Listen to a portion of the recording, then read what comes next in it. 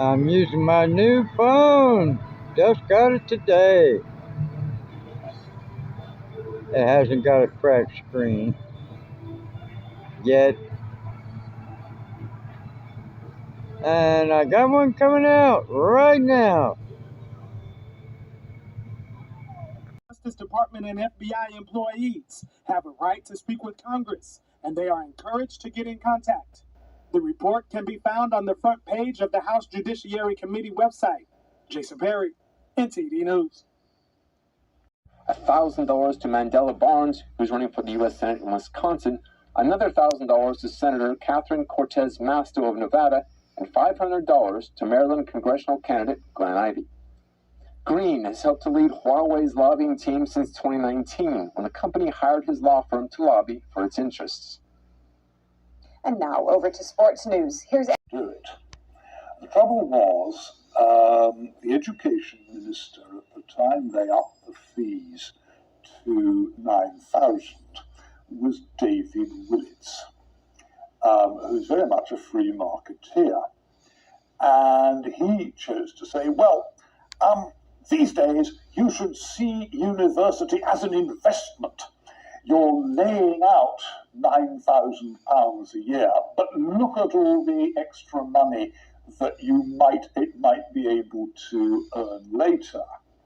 So universities, they very much stopped being institutions that you joined and contributed to, and became very much more, quite simply, purveyors of services. Now, there are problems with that. One of them, quite simply, is this. If you're selling bags of or tins of beans in Sainsbury's, or if you're on the floor at John Lewis, you can be expected to accept that the customer is king, even if you think the customer is severely wrong. You say, well, of course, sir is right, of course we'll change it, and so on. Now, as soon as you encourage universities to think of themselves as organizations selling a product, of course, that means that it becomes very much more difficult for people teaching in universities. The announcement also included 5 resolutions to be introduced in next Wednesday's City Council meeting.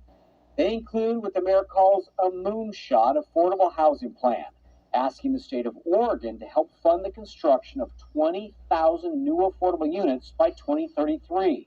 Also, creating more employment options for homeless people, improving access to mental health and substance abuse recovery services, incentivizing homeless people with criminal records to enter a diversion program.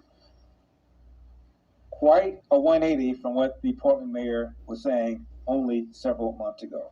And don't get me started on homelessness in Los Angeles. Okay, you got me started.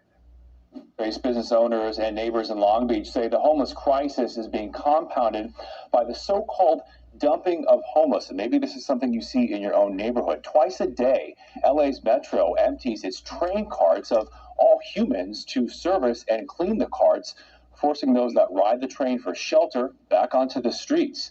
Business owners partially blame the problem on a 62% increase in the homeless population in Long Beach within the last 2 years. One jewelry store owner tells Fox 11's Gina Silva that she's captured homeless walking around naked, going to the bathroom in the street, and even lighting fires. I have to clean the trash. There's fecal matter there. We have to keep these bars pretty much all around the area, exterior, interior. It's not that we're insensitive. I am absolutely not insensitive to the homeless community, but enough is enough. Are being nominated by Lula's successor in the presidency, hard-left activist as well, Dilma Rousseff, who was even a guerrilla back in the 60s and 70s during the Brazilian military regime.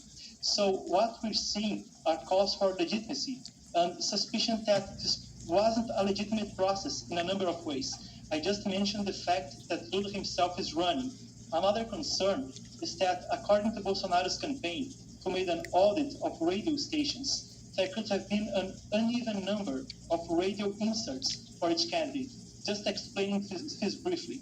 the Brazilian law says that in a runoff election, there should be an obligatory number of radio inserts promoting each candidate.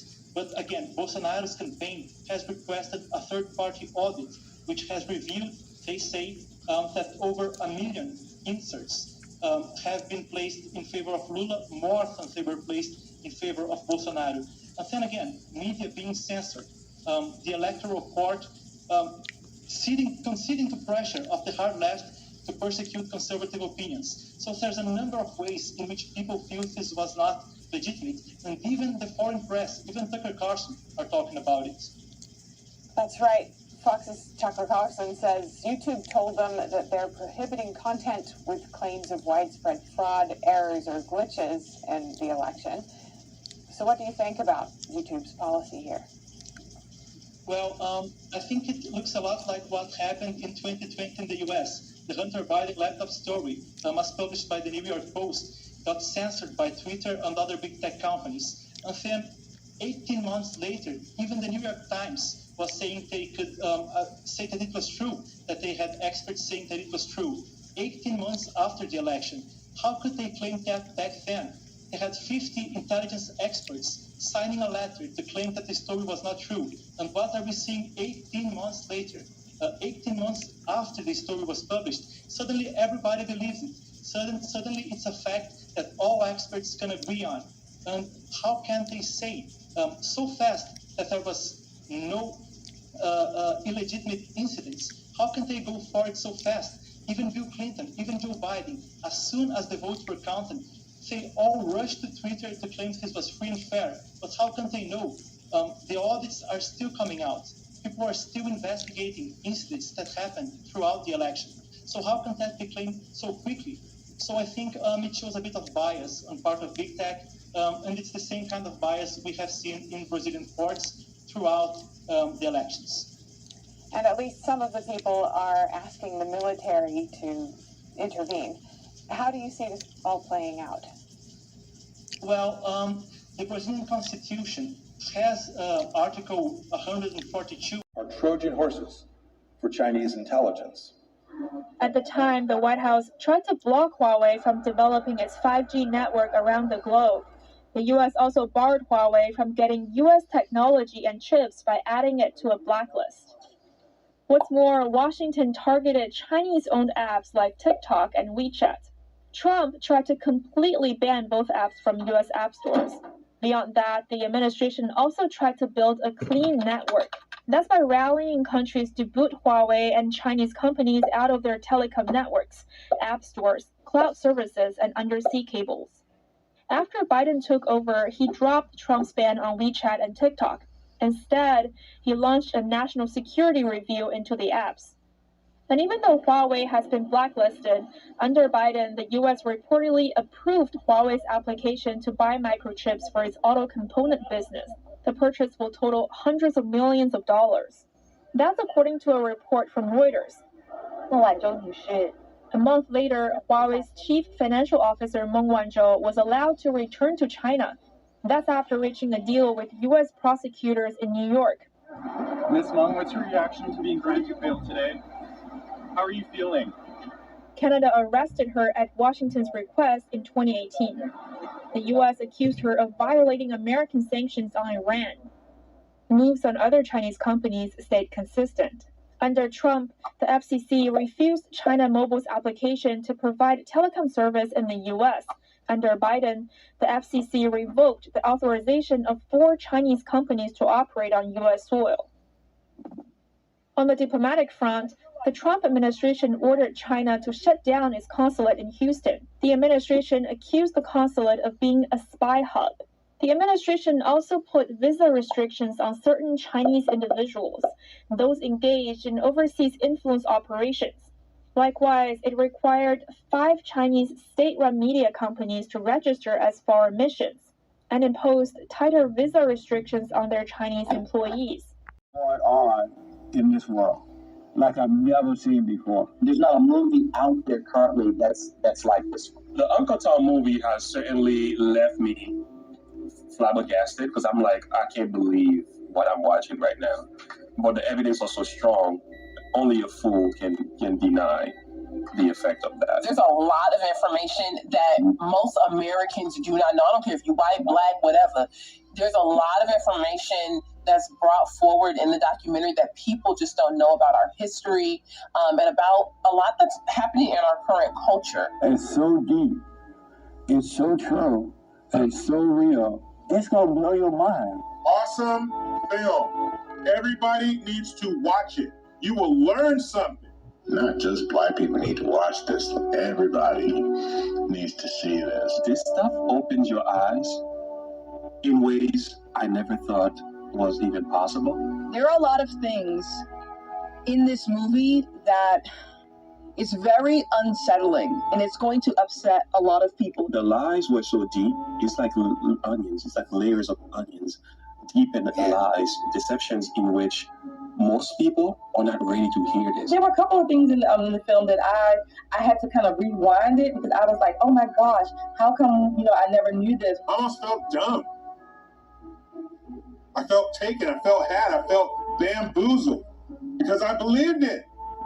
This is something that an audience will have to use as a reference tool rather than just a movie that they're entertained by, had a feel-good moment, and left. It resets revisionist history. There is a buildup in this documentary to get you to a certain point, and that point being that, for the most part, everything we were taught about Black history was a lie. Everything that I thought about Martin Luther King, everything that I've been told about the Tulsa Massacre, everything I've been told about Black Wall Street, challenged.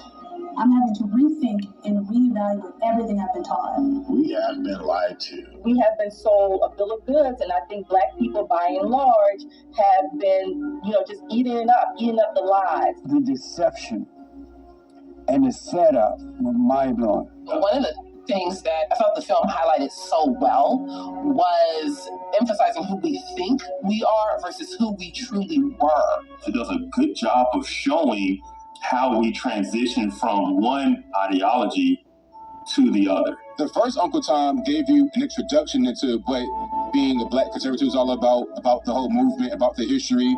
But Uncle Tom Part 2 gets into more of the details of why we were conservative and also why we changed, why certain things in this country changed, why in many ways we've fallen from grace. If you've never seen Uncle Tom, the first one, this movie was a part of my wake-up moment. It kind of lifted the veil on everything that we were told because we weren't used to hearing the other side in its totality, at least until we saw this documentary. I would say it was a very crucial component in my political awakening. If you're new to being conservative, if you're new to just trying to find out more about Black conservatives, this is definitely a movie for you.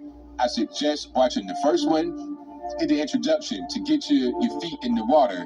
And then Uncle Tom Part 2, you're going to be in the deep end. You're going to be doing the breaststroke, backstroke. If you can't swim, then it's going to be a little rough for you, for sure. Watch the first one, then watch the second one. They pair very well with each other.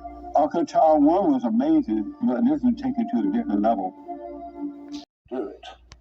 The trouble was, the education minister at the time they upped the fees to 9,000 was David Willetts, who's very much a free marketeer.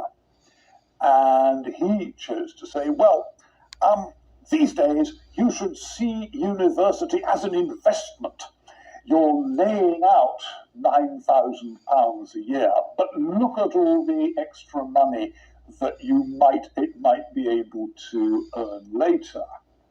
So universities, they very much stopped being institutions that you joined and contributed to, and became very much more, quite simply, purveyors of services.